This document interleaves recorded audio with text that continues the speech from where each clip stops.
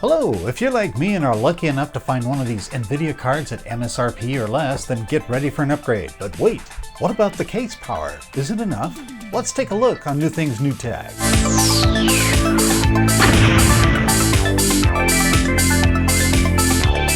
Hello and welcome to New Things New Tech. I'm Scott Drudge. Getting an NVIDIA GeForce RTX graphics card at a fair price is near impossible, at least at the time of this recording. You'd probably have a better chance of winning the lottery or finding a gold ring metal detecting on the beach. We're still trying to make both of those things happen. Best Buy has been offering a few of these up on online sales and store pickup. If you're lucky enough to get into the queue and get through the checkout process in time, a much better option than waiting in long lines hoping for that golden ticket. Oh, and here's a rather strange tactic Best Buy tried during 1 week when I was trying for cards, was having cards only available for an exclusive access event. First, you click the See Details button like you would normally do, and instead of the Add to Cart button, there was a How do I buy this button. Click that and you are prompted to become a Best Buy Total Tech member, the only way to get a card. Total Tech is a membership program that costs $200 per year. This then gets you special tech support and other Best Buy support service features. Then you might be able to then add to your cart an NVIDIA graphics card, but there's still no guarantee that one would be available. Other sources online like eBay, Amazon, Newegg have some showing up for sale, but at grossly inflated prices. No news there, right? Oh, and look at this. On eBay, for a nice $160,000 plus $10,000 in taxes, you can get NVIDIA's GeForce RTX 3070. What's up with that? Well, it works out it's a total of 100 RTX 3070 cards, but that still works out to $1,600 per card, or more than 3 times the MSRP price of $500 per card. So if you do get one of these NVIDIA GeForce RTX series cards to upgrade your old GTX 970, for example, then most likely you're going to need a new power supply. Last year I built this Ryzen 9 CPU based system. It only has an EVGA 600 watt bronze 80 power supply. Enough power for the old NVIDIA GeForce GTX 970, but probably won't run this NVIDIA GeForce RTX 3070 Ti. The RTX 3070 requires a system with at least a 650 watt power supply, and the 3070 Ti requires a system with a 750 watt power supply. So hey, figured I'd future-proof my system a bit and I bought this Corsair RM850x, which is an 850 watt gold fully modular power supply. So let's crack this open and see what all we get and install it and the new 3070 Ti card. Then run some comparison benchmarks and see how it does.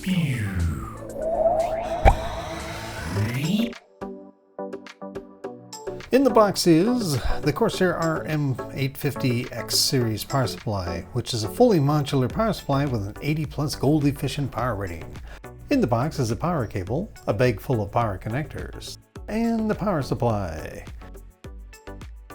The power supply has all modular plugs, so you only need to plug in the cables you need rather than having them all tethered to the power supply like other power supplies do. The cables included are plenty long enough for the largest case, with 1 ATX 24-pin cable, 3 8-pin EPS cables, 4 PCIe 8-pin cables, 4 PATA power cables, and a total of 14 SATA connectors. Up next in our unboxing is the NVIDIA GeForce RTX 3070 Ti. Packaged really well, both the box and the card give a great presentation. In the box is nothing more than a very heavy graphics card, a basic information manual, and the dual header power cable required to get this beast up and running. The edge connector is protected by a rubber covering. The card has 2 fans which will spin up as the graphic load increases. There's 1 fan on either side of the card which utilizes a push-pull system. The bottom fan pulls cool air into the card, which then exhausts on the opposite side that's closest to your CPU cooler and the rear case fan. The NVIDIA 3070 Ti is rated as a fantastic graphics card. Is the 3070 Ti worth the extra $100 versus a 3070? The main differences come in the number of CUDA cores and graphic card features, as well as the clock speeds. The RTX 3070 Ti has 6,144 CUDA cores, whereas the 3070 has 5,888. The 3070 Ti also includes 8 more RT and Tensor cores. The 3070 Ti has a faster base clock speed of 1.58 GHz to the 3070's 1.5 GHz, plus a faster boost clock speed of 1.77 GHz to the 3070's 1.73 GHz.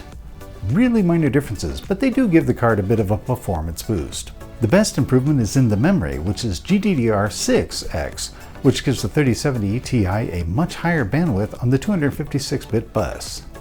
Overall, you can expect a 10% performance boost for the 3070 Ti over the 3070 for that extra $100. Enough specs, let's get this power supply and graphics card installed and see how they perform.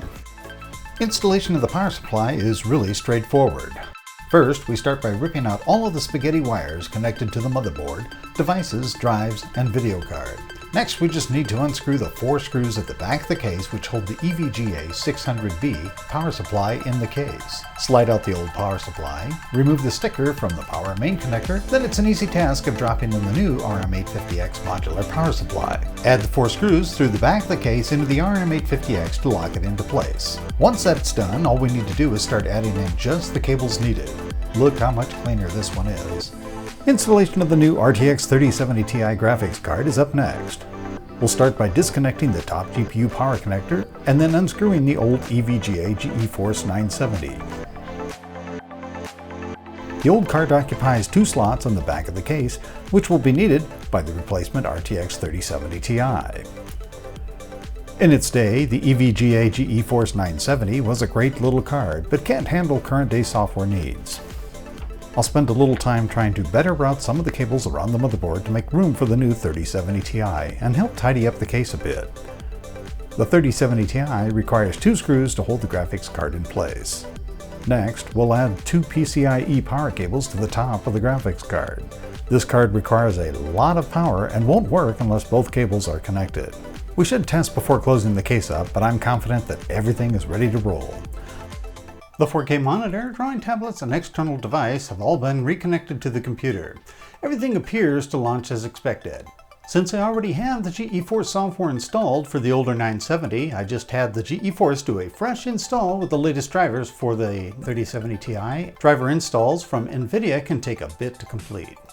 Hopping into the NVIDIA control panel and navigating to the change resolution section, we can see that the card is set up for 4K by 2K or 3840 by 2160. The refresh rate is set to 60 Hz, which is as high as the 43-inch 4K LG TV I'm using now as my main computer monitor can handle. The color spectrum, viewing angle, HDR, and simplified bells and whistles are more than adequate from our daily use. This LG replaces the latest version Vizio TV J series, which has more features and inputs including component and composite. I used to recommend Vizio TVs over all others, but after the H series, which I have for my pinball game and the Mac, the quality of the panel seems to have degraded in 2022. When I had it connected to this setup, no matter what settings I would set, I could not get it looking as nice as previous versions. I probably should have put out a full video on that at some point here. I still think the Vizio makes great TVs, but some things have changed that don't make them work well with PCs. In the display settings, HDR is turned off for most of a normal Windows viewing operation. HDR on makes things look funky. I do turn it on for some video and game viewing. Scale and layout is set to 100%. If you're using a 43-inch 4K monitor, then this is typically the best setting you should use at a close viewing distance of about 2.5 feet to 3.5 feet. Any scale setting larger than that, and you're just going to be wasting that beautiful 4K real estate. Setting the monitor to a lower resolution will just defeat the purpose of having 4K. This graphic card has no problem playing back video from the web in 4K or higher resolution, and the images are just fantastic. No stuttering or any noticeable artifacts are found. Adobe Premiere now allows me to edit in 100% playback mode without the need for dialing it down to a lower percentage, or even using proxies. Even with the multi-layers and effects, it plays through smoothly. There are times, however, even with this card, that can lock up or crash Adobe. It's just the nature of the Adobe Premiere beast. Based upon experience, it's Premiere and not a limitation of the card or my computer. Most likely it may have something to do with the codecs, certain graphics, memory overruns, or other internal issues that hang up Premiere. The same appears true for Davinci Resolve, but the free version of Davinci Resolve does require more proxy work than my paid Premiere version. In comparison to my MacBook Pro, which I run Davinci Resolve on, the Mac M1 chipset outperforms this PC by leaps and bounds. Blender just flies with this NVIDIA 3070 Ti and 3080 Ti cards. well over the older GTX 970.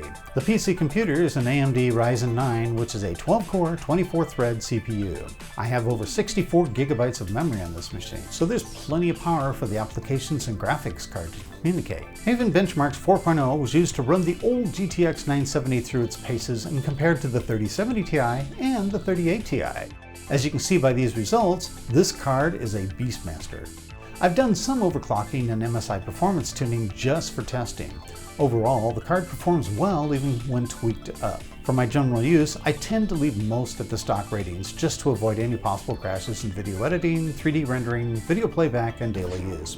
Pulling up Steam games, we can see how well this card performs. I started this video in November of 2021. It took me several months of trying before that time to get the first NVIDIA Founders Edition 3070 Ti. I played the Best Buy game every week trying to land a card and finally did in November.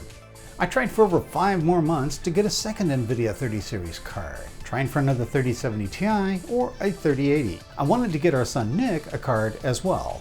Again, playing the Best Buy game of adding to the cart, waiting for the luck of the draw. Finally, in April of 2022, I was able to get a second card. This time, a 3080 Ti for myself, and I passed the 3070 Ti down to my son Nick. Getting the NVIDIA 30 series graphic card has been difficult from one of the very few retail sources that carries the card. Best Buy has been doing its best to get these cards in. Now in August of 2022, there are more Founders Edition cards and other manufactured 30 series based NVIDIA cards showing up in the stores. The Founder Editions are still the cheapest graphics card, albeit at MSRP, whereas other vendor cards are more expensive in the same class. My humble opinion is that the options, design, and overall performance of the Founders Edition NVIDIA graphics cards are just as good, if not better, in many cases. So if you get a chance to get one of these cards for your PC, you won't be disappointed. Most of the RTX 30 series will be an improvement, starting with the low-end 3060 all the way up to the 3090 Ti. Leave questions and comments below. I hope you will subscribe and watch many of our different playlist series on this channel. Thanks for watching New Things New Tech. I'm Scott Drudge.